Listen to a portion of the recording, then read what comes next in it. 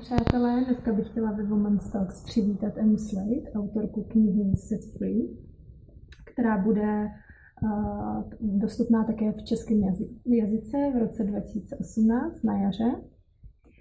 Emma byla narozena v Anglii, v městě Kent, vystudovala univerzitu v Cambridge a v Londýně. Měla zajímavou mezinárodní kariéru finanční analytičky ve velké investiční bance, mimo jiné pracovala v Londýně, New Yorku a Hongkongu. V září 1997 jí práce zavedla do Jakarty, kde byla držena jako rukojmí ve svém hotelovém pokoji. Po návratu do práce se čím dál tím častěji objevoval posttraumatický syndrom a to jí vedlo k tomu podat výpověď a věnovat se cestování, józe a meditaci. Učitelkou jógy a meditace byla 15 let. V průběhu těchto let se prohluboval její zájem o buddhismus, který následoval. Její zájem o to, co se skrývá v úplných kořenech jógy a meditace, byl ještě více posílen, když se potkala s lamou, což je označení pro tibetského buddhistického duchovního učitele, při své první návštěvě Bhutánu v roce 2011. Všechny tyto události v čele s možností prohloubení buddhistické praxe za pomocí bhutánského lamy dovedly Emmu k rozhodnutí stát se buddhistickou mniškou v Bhutánu. Dostala buddhistické jméno Pema Deki, což znamená šťastný lotus. V roce 2015 založila charitu v Anglii, která nese jméno Opening Your Heart to Bhutan, na pomoc dětem v Bhutánu. Pravidelně jezdí do Bhutánu, kde vede projekty své nadace a dále pokračuje v buddhistických studiích. Veškerý výtěžek z prodeje knihy jde na podporu této nadace. S velkou radostí teď vás chci pozvat ke sledování našeho rozhovoru a užijte si ho tak jako já.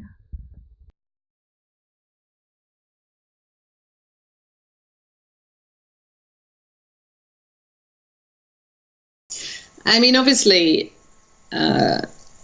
making vows, making vows of non-harming, making vows of compassion, making vows of patience, making any vow which is about freeing yourself from selfishness. Yeah, that's the essence of the vows that I've taken, Obviously, that's going to have a big impact on yourself as a mother and how you deal with any situation, any situation, in fact,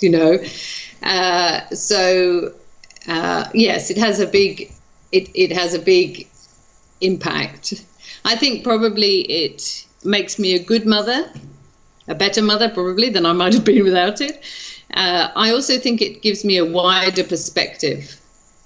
So my child means the world to me, but the feeling that I have for him and the feeling of caring and nurturing another human being, I don't want it just to stop with him, and it takes time to realize this strange forces in being a mother, which is you're very, very nurturing, but you're also very biased. Like really all the one you care about is your own child. You really don't care about the other children in the class. In fact, a lot of the time they're like a threat to your child because they might, get picked for the school team or they might, I don't know what, right? So it creates this intense love, which also creates this intense bias in the mind, right? So it's been very interesting to see that. So the example of becoming a mother is to bring us this deep understanding of being free of our own self-concern, really caring about another. But then from there, we want to take that and beyond the limits of just our child, And that's not easy because like being a mother is a little bit like being a tigress. You're going to defend your child to the end of time, right? Who cares about the other people in the room? Who cares about the other child? I'm just defending my child, right? So it's interesting to observe that. But I think the extraordinary qualities which develop in a parent, you know, maybe not just a mother but also a father, you know, the point is then to just continue that development but wider than just your own family. Would you say that having a child was some kind of trigger, like even deeper of spiritual awakening? I think that bringing up a child is one of the hardest things you can do. You know, to my mind, you know, I think it's harder than sitting in a monastery doing prayers. It's very hard to bring up a child. It tests so many aspects of your being. And it requires you to hugely develop as a person, patience and generosity and compassion. And, you know, when you're exhausted and you still have to get up in the middle of the night and, you know, they're screaming or whatever, I mean, it pushes you to the limits of what you thought you were capable of in every way, physically, emotionally, mentally. It pushes you right to the end of it, isn't it? And so it's, you know, it definitely,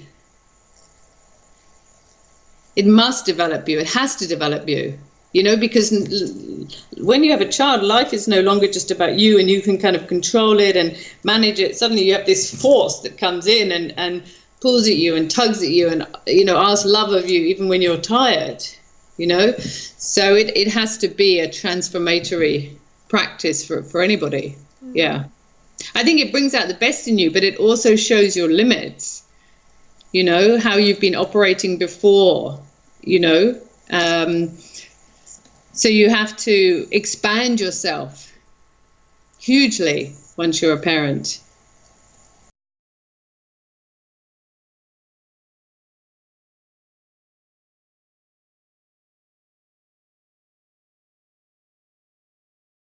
From a yogic point of view, and the yoga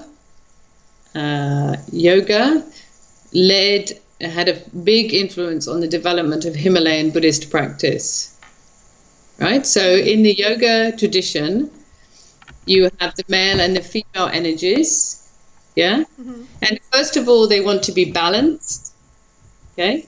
And then balanced and kind of cleared, you can say, kind of cleared. Then when they're then they move up the central channel. Once the energies are moving up the central channel, they don't have a gender at that point. Okay, so we can say that, yes, there are two different qualities of male and female energetically, and that is a stage. But in the later stage, it's genderless. Yeah. So from the tradition that I study in, you know, so you have Shiva and Shakti, Ha and Tha, sun and moon in the yoga tradition, and it becomes Yab Yum in the Tibetan Himalayan tradition. But when these two are balanced and cleared, what results is a genderless energy. What was the full question? And how, well, if you believe, like if you think about these things, and how does becoming a nun influence this perception? I think so. That would be, I'd say, from an energetic point of view.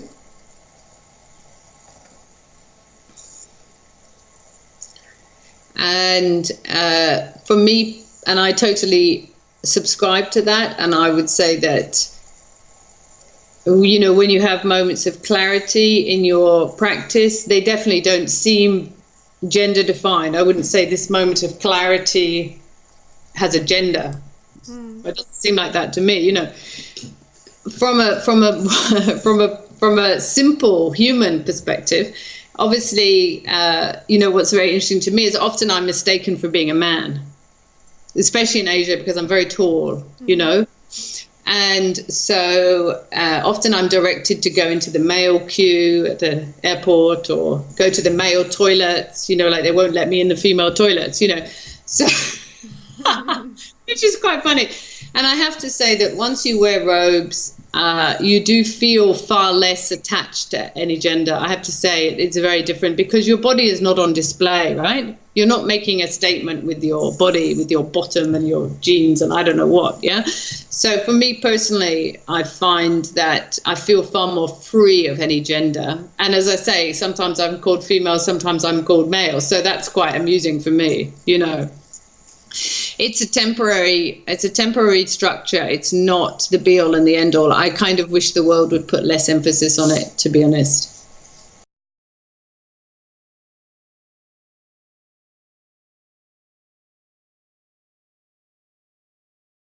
Well, I think obviously it's very important that all humans have the opportunity equally to be fully developed, and there's many aspects of that, many aspects of what it is to be fully developed as a human being. Every human should have that same opportunity. There's just no doubt about it. That's not a debate. I mean, that's, and if there are countries where that's not possible, then I hope it changes.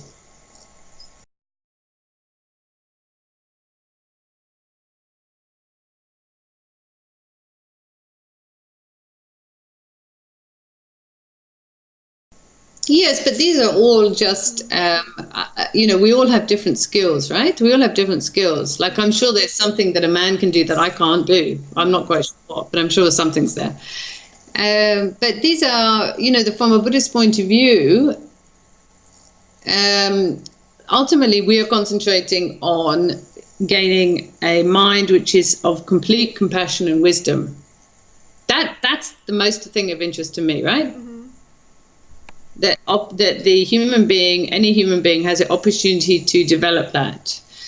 Now, in the way to develop it, there are many different methods to develop it. And I believe that becoming a parent can be a very important path in that development. There's no doubt about it, both for a man and a female, right? But there's lots of other paths too. The fact that a woman can bear a child, that's fantastic. You learn many things from that, The fact that, there's many other ways, but the point is from a Buddhist point of view, the point is when the subtle consciousness leaves that body, what is the nature of that subtle consciousness? How clear is it?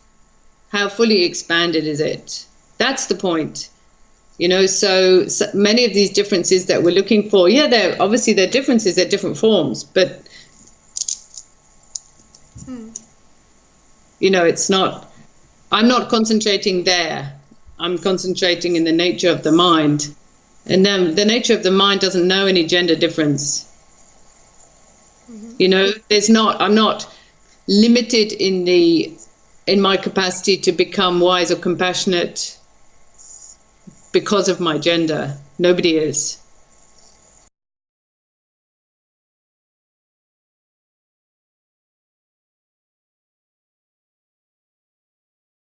Most institutions in the world are male dominated. Yeah. Unfortunately. Yeah. So this is the time that we're living in. I just carry on in my own little way. Right. I don't want to be in battle with somebody. I just need to be very clear about what I'm seeking to do.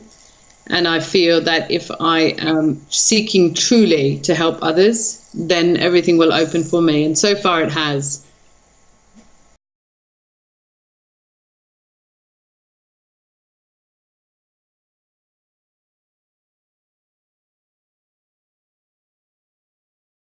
About your perception. So I think there's a couple of things to say. Firstly, as you know from reading the book, my path, to come together with my path, it wasn't easy. I had to go through ups and downs and wiggly woggly and to come with my path. Now I'm on my path for sure, and things are very clear to me, and I'm moving fast, right? But before then, I had to wiggly woggly. There's no doubt about it. So for me, you can say personally, That's very important. That's very important that for me personally, I didn't stay restless or unclear. I had the opportunity in this lifetime, having looked here and looked there. I looked here in career, looked there in relationships, look here, that there, that I found I was given the opportunity to find my way. That's first fantastic. I have the greatest respect for the practice of Himalayan Buddhism. I'm deeply, deeply interested. I mean, we've got piles of my Tibetan homework here, right? I mean, I'm not kidding with this, It's like, here's my prayer book, it's all in Tibetan, I'm not joking here.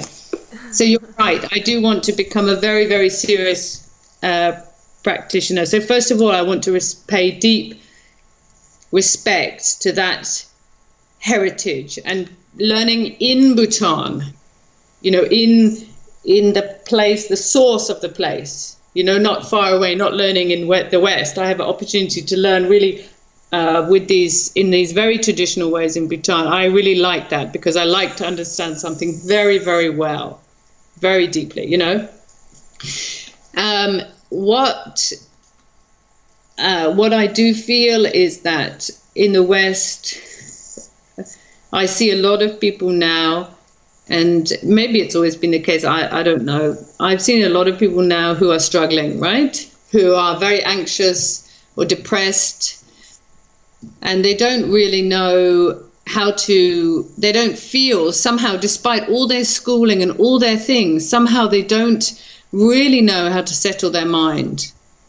They don't feel, when times are difficult, somehow they don't know how to cope. They don't have those tools, And I feel that many of the teachings of Buddhism, whether you're religious or not, just on a human level, to make the human think deeply and help them in times of difficulty, I think can be incredibly useful. So I hope that by, first of all, being a very serious practitioner within the Himalayas, and secondly, people wanting to talk to me in the West, I hope that some small benefit will come from the time that I've taken studying, whilst I already understand the Western mind to a certain extent, because it's my culture, Like, I think I've had very interesting conversations with my Lama, where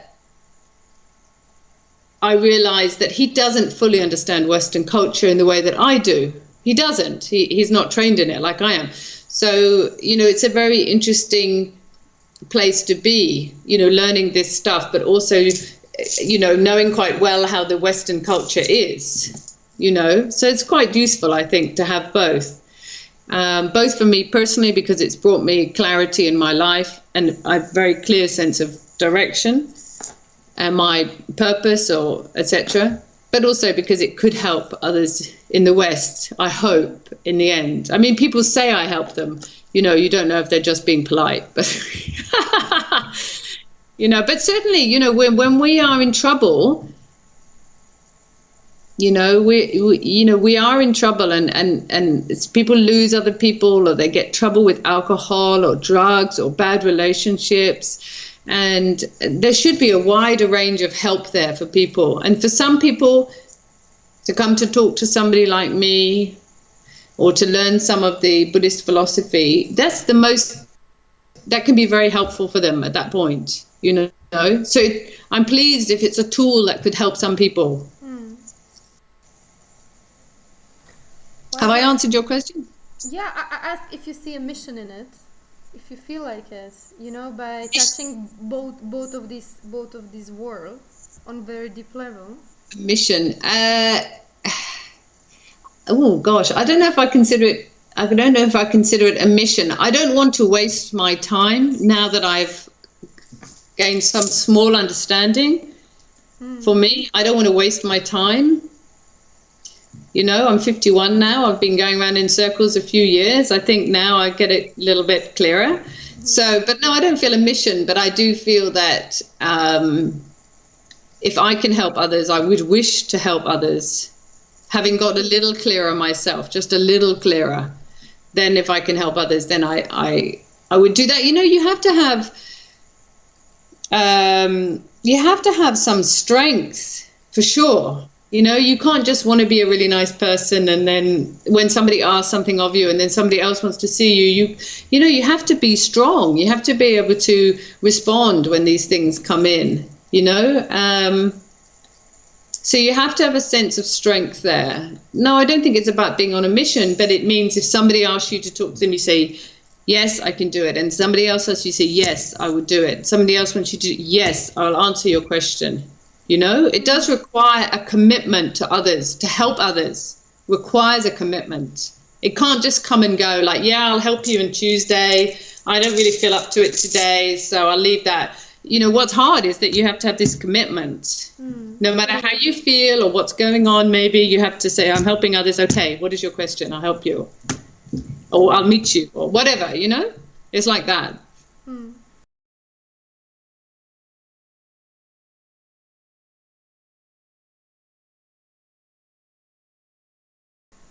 You know? I mean, in some ways I hope so, but obviously, you know,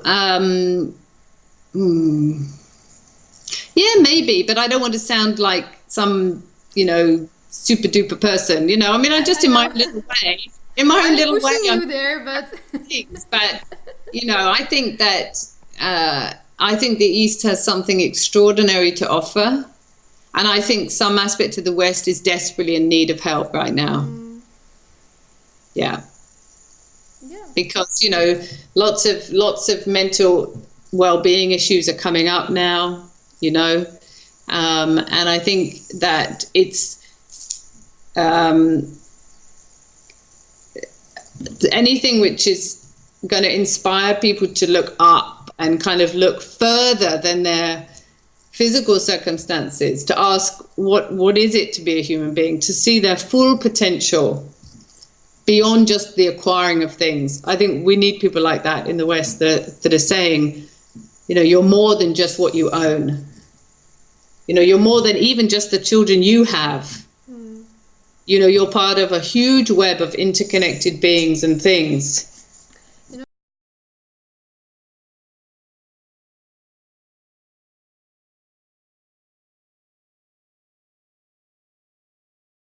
I don't think I like that. I don't think I like that phrase. I would think more of it in terms of expansion and contraction. Like, I think those aspects of people in the West sometimes is quite contracted, but it can be expanded. It's like a birth, like the delivery. Yeah, to some of delivery. Yeah, Birth. to some extent, to some extent, but the difference is here. When you give birth to your own child, certainly in the beginning, it brings to you a huge responsibility. You have to take care of that. You have to make sure they're okay. The difference is here is that you can inspire people to expand, but unfortunately, a lot of it is in their hands. With a baby, they can't do anything. They're completely useless, right? They need you for everything. But it's different here. It is important that the individual is inspired to take responsibility for their own growth. I mean, that is different.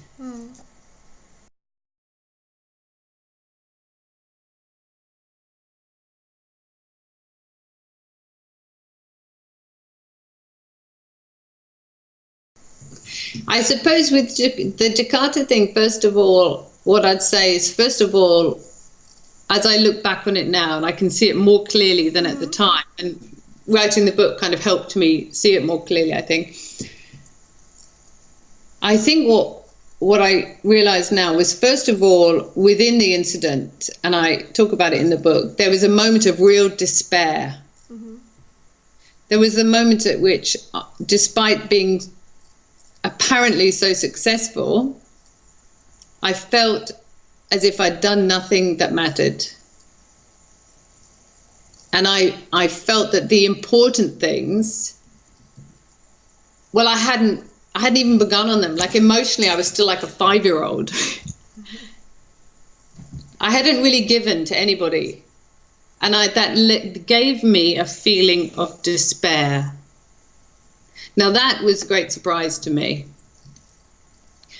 That was while the incident took place. Then, obviously, after the incident, when they showed me his photograph, and I felt this overwhelming wish that he was okay, overwhelming feeling of compassion for the suffering of the human realm. This was the other moment. And somehow these moments are the key moments, you know? Because one of them redefined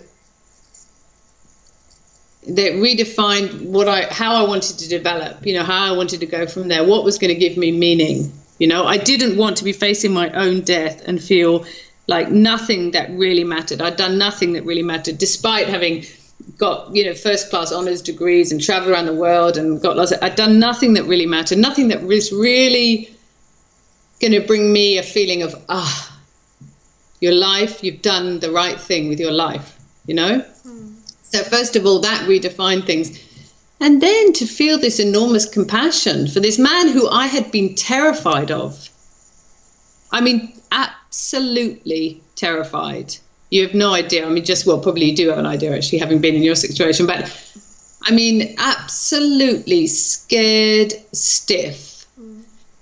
To feel that compassion for him, that was of a huge surprise to me. And it really made me think, whoa, you know, I'm really surprised. There's something in me which I didn't even really, how is that possible? Like, how is the human possible to feel such compassion for somebody who's had a gun at their head? How is that? You know, I was really, really, really surprised. So those were the two key moments, I think, of Jakarta. Yeah.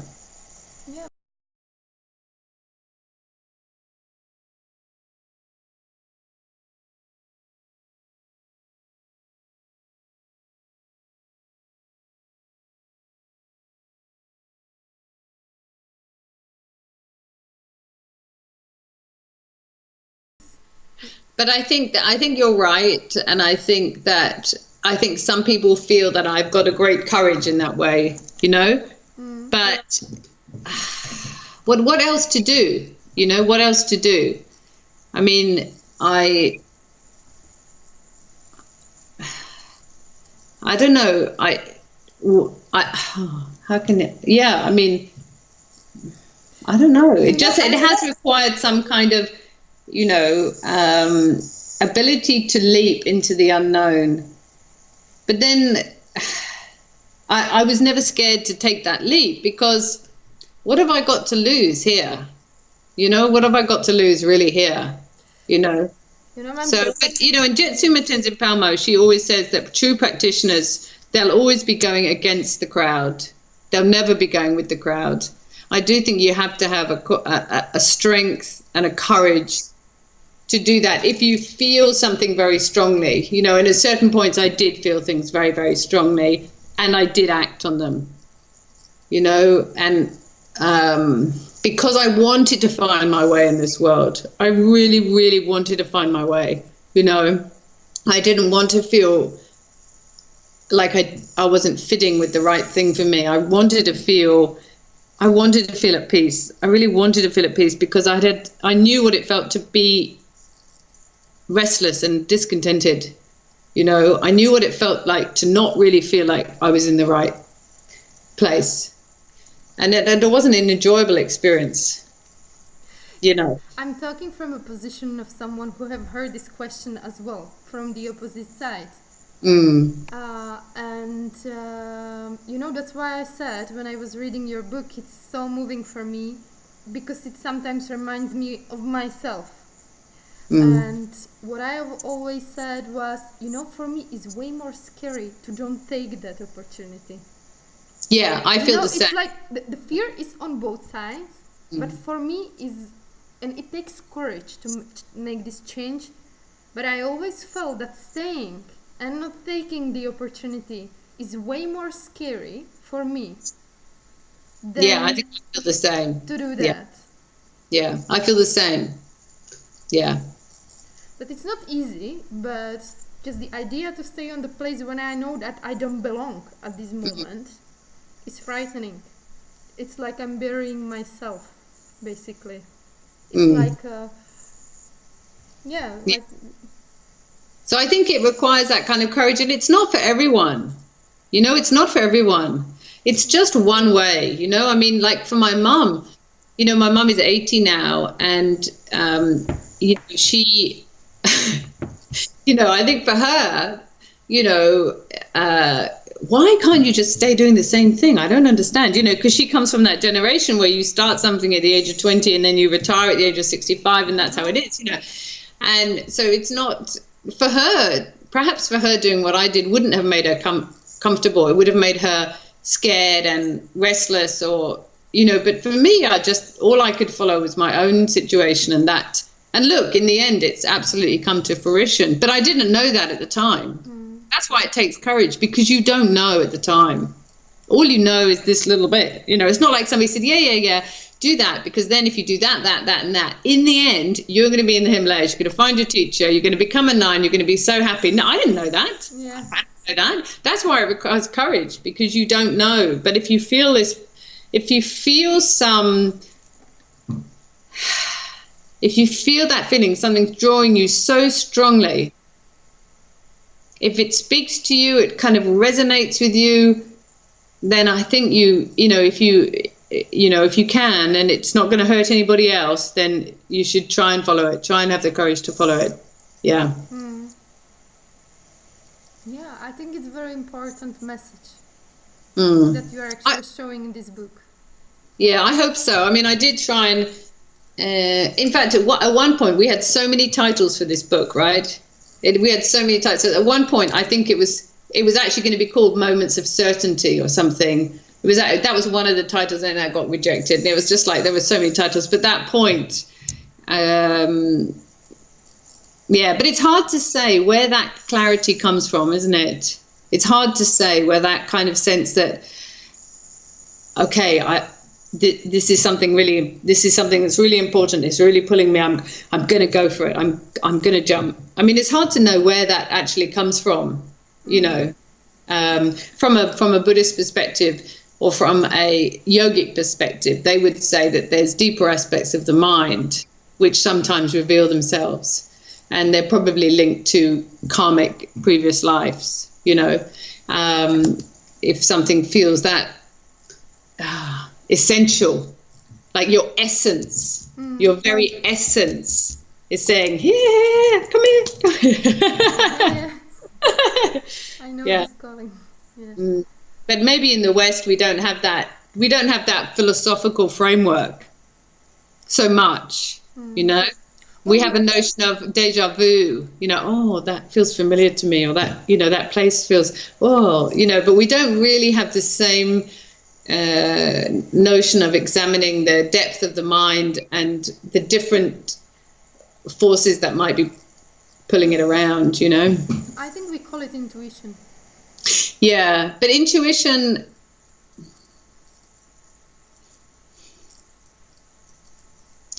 I don't know. Or higher self, you might call it. Yeah, maybe. And maybe that's becoming more accepted in the West as a terminology, you know. I think in the West we tend to think thoughts are above feelings. But from a Buddhist point of view, feelings, Jewish intuition, wisdom would be far above analytical thoughts. You know, those things would be more trustworthy than analytical thinking. But I think in the West we tend to see intuition as something which is a bit fuzzy and it's unquantifiable, it's unscientific, you know, it's a bit fuzzy. And we don't like fuzzy so much. No, we don't. You know, fuzzy is, you have to have courage to go with fuzzy, I think. Yeah, you can be called many names. Yeah, but I think if you can trust your own intuition, and it you know, as long as it's not hurting anybody else. Obviously you don't want to trust your intuition if it's telling you to go and murder somebody, you know, then I think it's very hard to find your true, I think it must be very hard to find the true peacefulness deeply in the mind if you don't go down to the level of if you don't allow intuition to help you, if you don't work with it, you work with it. You know, don't go against it, I think. Yeah. I mean, all of this yoga meditation, I see it as a way how to calm your mind so that you can hear your intuition. Yeah, I mean, the calming is important, right? Calming is important, but it's only temporary phase. You know, calming is important. Then what happens is that the energy, I mean, everybody's interested in calming everything, but the calming is not the end of the story. Yeah. It's the coming alive. It's not like we just want to calm everything down. That's only temporary, right? Then we want to expand like a nuclear this thing, is right? a very important point, and it took me a long time to understand that. Because I was fighting it, you know. I managed to become very calm, and then this force, energy you were talking about appeared, and I was fighting myself to calm, you know, that I failed, you know. I couldn't keep my calmness. You know what I mean? I thought that really calmness is like how it's supposed to be for good. No, I think that kind of calmness is death. That's when you die. Yeah. Now I understand. Now I understand that. But when we're confused and we are discontented and we're finding it too much and we don't have the tools, then the first thing is to be able to be calm, to be a little stiller, to look at things more clearly. But then once that is there, then we should be thinking of compassion, of the suffering of others, of how we can use our energy to the benefit of others. You know, it shouldn't just be about our own personal calming down. That's just a very temporary phase.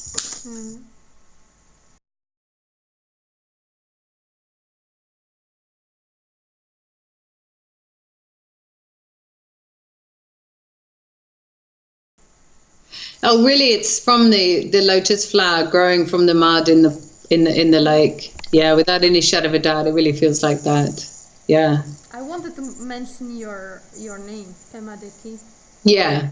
It really feels like that, coming from such a sludgy, muddy experience, and then coming up, looking for the light. In order to flower. You know, that's definitely the way I would describe it. Yeah.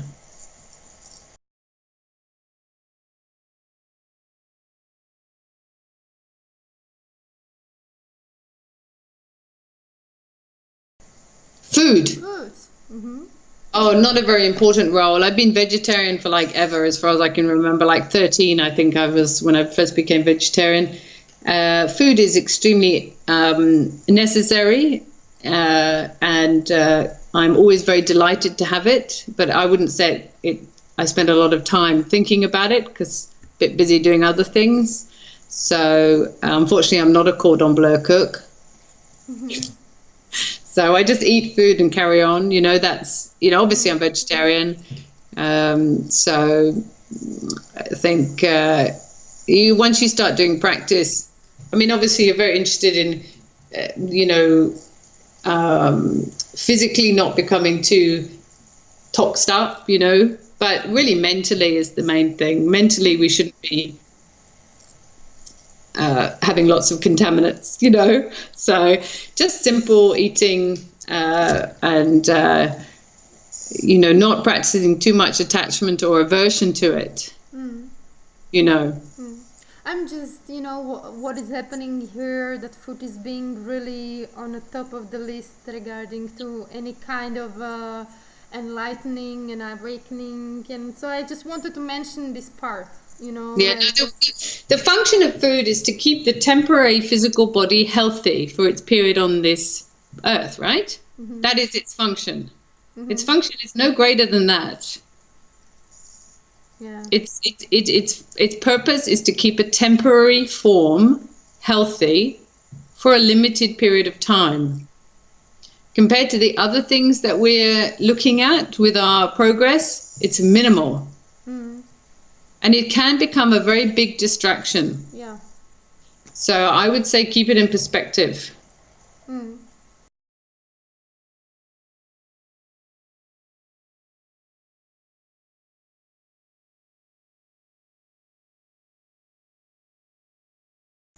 I would say look at everything that you are wearing and seeing and sitting on and eating and appreciating, and recognize that hundreds and hundreds of beings have been involved in that. Everything you wear and eat and see and sit on and drive. So understand that you are completely, in every moment of your day, connected to hundreds and hundreds of beings who all have done things to help you. Physically, emotionally, mentally, all the things that you have every day which keep you going. You are not in a state of isolation. Just look at everything around you and realize that half of it you didn't make. You know, probably even 1/10 of it you didn't make. Maybe even only 1% of things did you make. Everything else has come from other beings working to create things to support your life, and really start every day from that point of view. Mm. Does that make sense? Yeah. Yeah. And then we come back to this connection that Yeah. we all have. Yeah.